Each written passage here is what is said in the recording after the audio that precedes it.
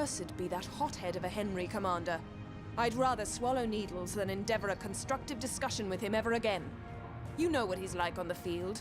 Always must he fly solo. Always must he go charging in like a bull in heat. Ridiculous. If he's thinking at all about what he's doing, it's with his brain that dangles, not deducts.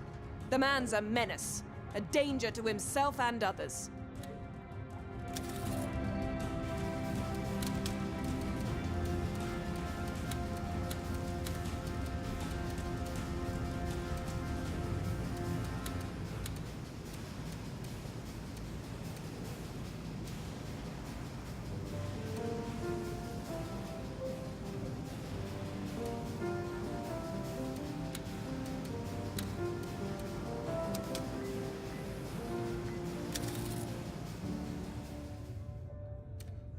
How delightfully entertaining to see Catherine and Henry exploding in rage over a strategic disagreement.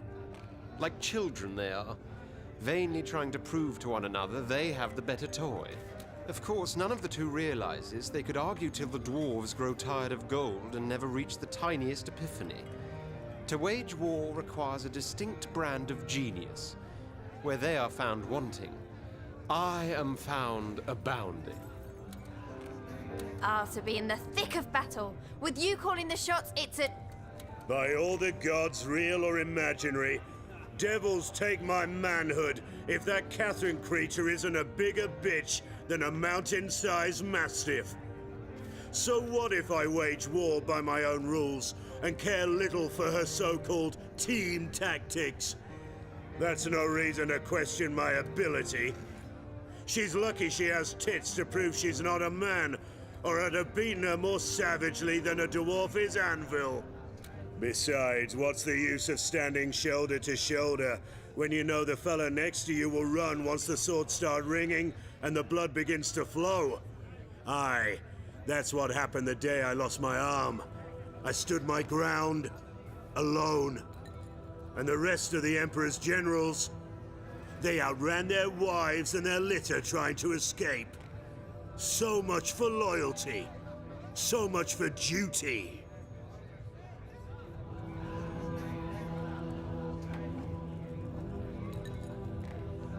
I find it a lot easier to tell the benefit of the doubt it can go shag itself.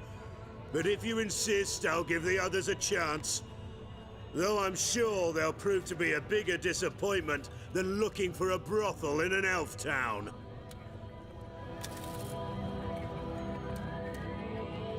Accursed be that...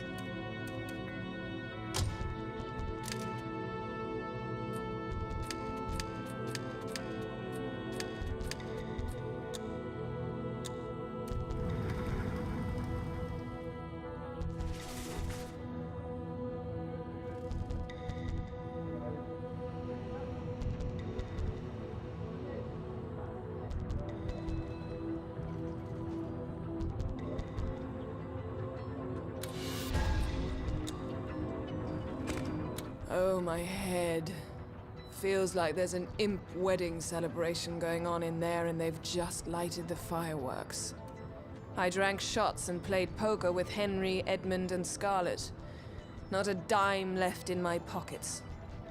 But it was rather jolly, in a vulgar sort of way. Men will have their simple pleasures, you know.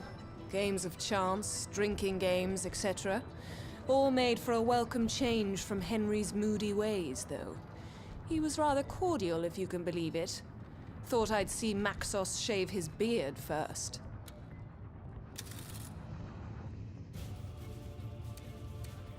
To be in the... Next time Henry wants to play cards, I'll tell him I'd rather tongue-kiss a rattler. Such an unrefined game, really. The pastime of booze hounds and imbeciles. Quite unfit for a man of my refinement. To change the subject entirely, could I receive my wages a bit earlier this month? I've had some unexpected expenses. Commander, so I took your counsel to heart and decided I should give my fellow generals a chance to prove they are worthy of my esteemed friendship and perhaps even trust.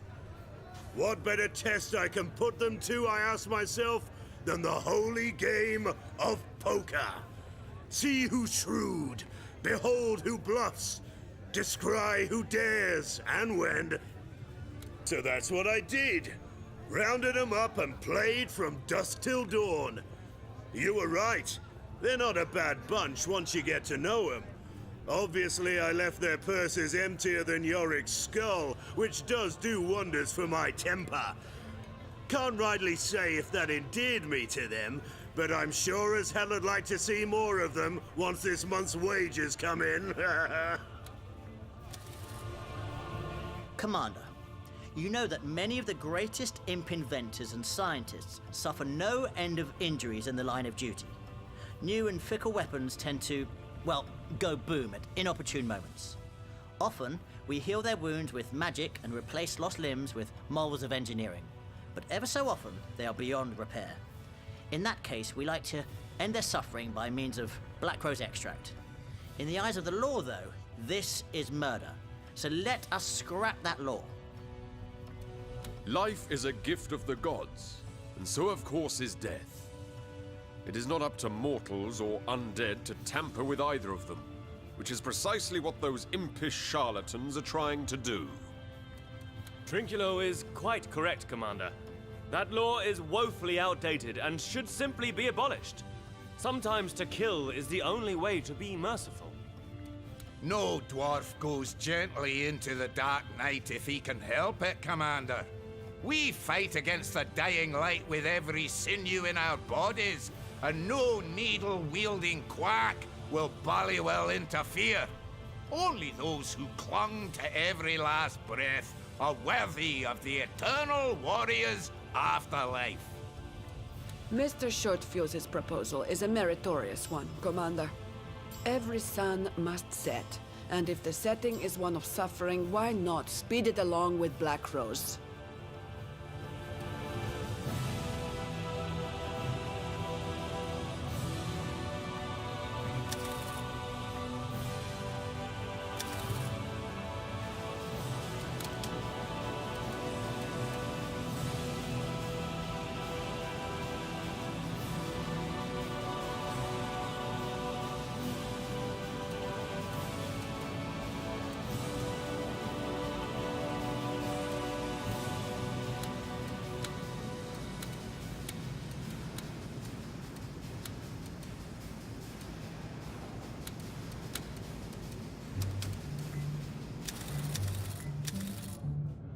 Commander, you know... Crackling cannons, Commander! If even we imps concede defeat and say a patient is beyond rescue, there is nothing any wizard in the world can do.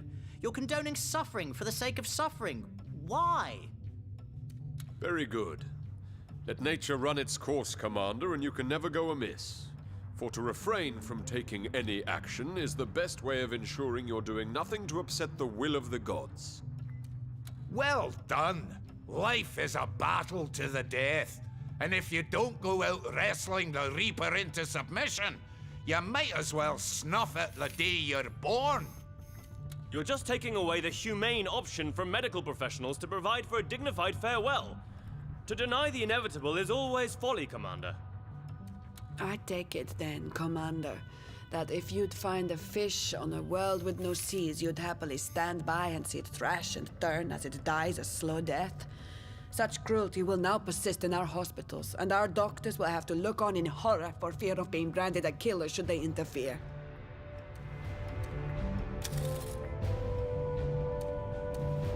Oh, my head. Men will have their...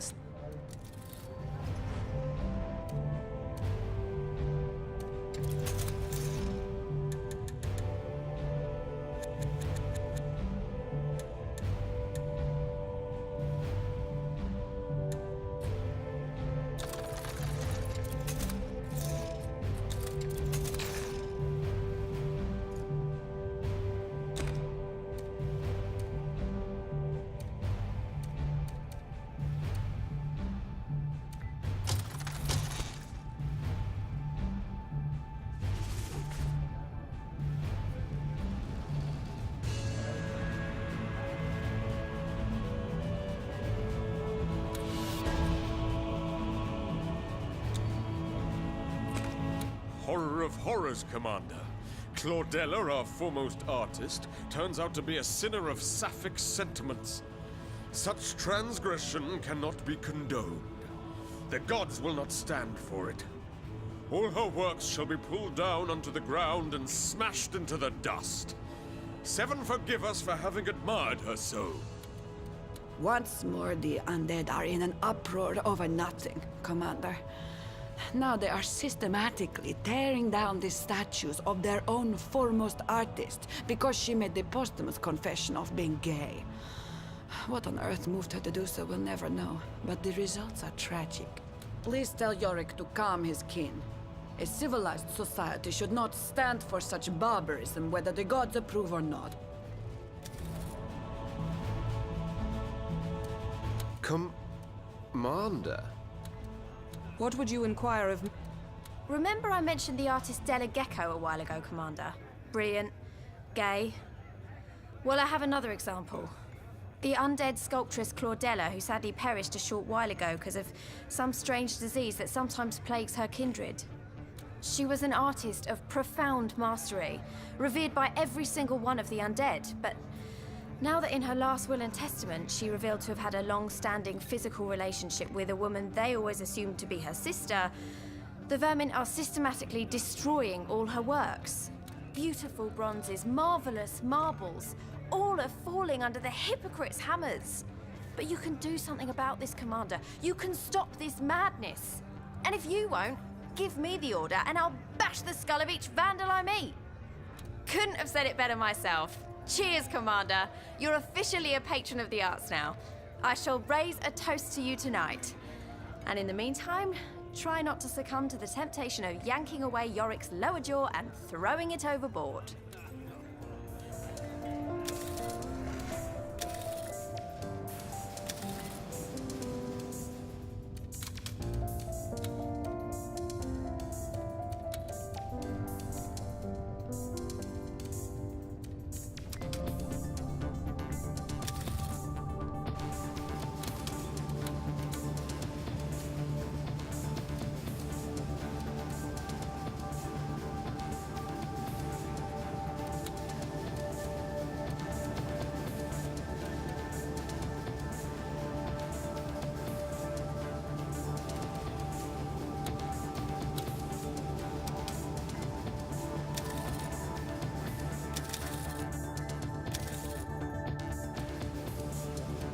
How can I be of assistance?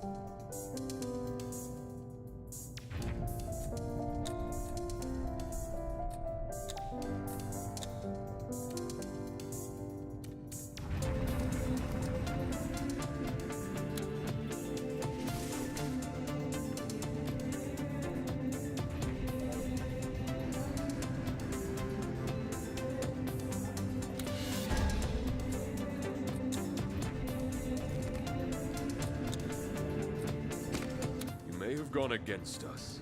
You may think you have won, Commander, but you have done no such thing. What is left of Claudella's works is locked away in so-called museums, away from the eyes of every undead. Not a single one of us will enter these places ever again, or be stricken down by the Seven. Bravo, Commander.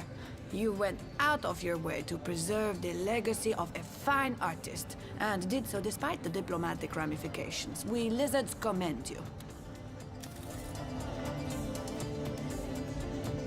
Good news, Commander!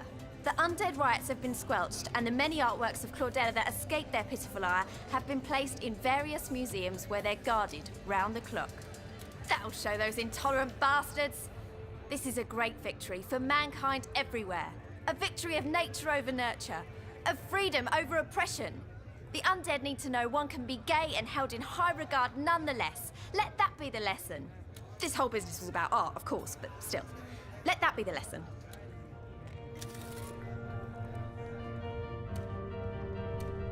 Praise be that I know more than 100 languages older than mankind itself.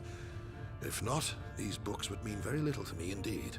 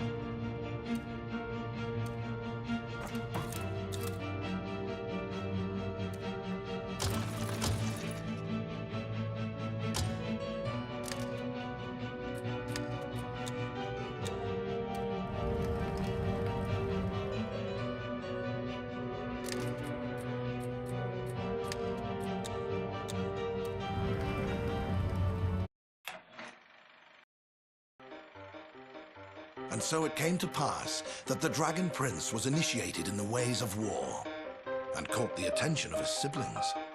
Whereas the prince had been but a flea in his half-brother Carthan Axehand's coat, the dread Decapitator now took full notice of what turned out to be a dragon, and so in turn did the others. Yes, it was in the heartland of Rivellon that the war would be decided between the last of Sigurd's children. Carthan remained a threat, as did his sister Sybil the Silent, who had cut out her own tongue a long time ago to stop the voices in her head from babbling. And then there was Faran the Fleshless, who was convinced he wasn't human at all, but rather an undead, which he would demonstrate by slicing the flesh from his body. Such was the crazed company the Dragon Prince would have to fight. Such were the terrors he would have to overcome. And the way he did so is still studied by all strategists in Rivellon today.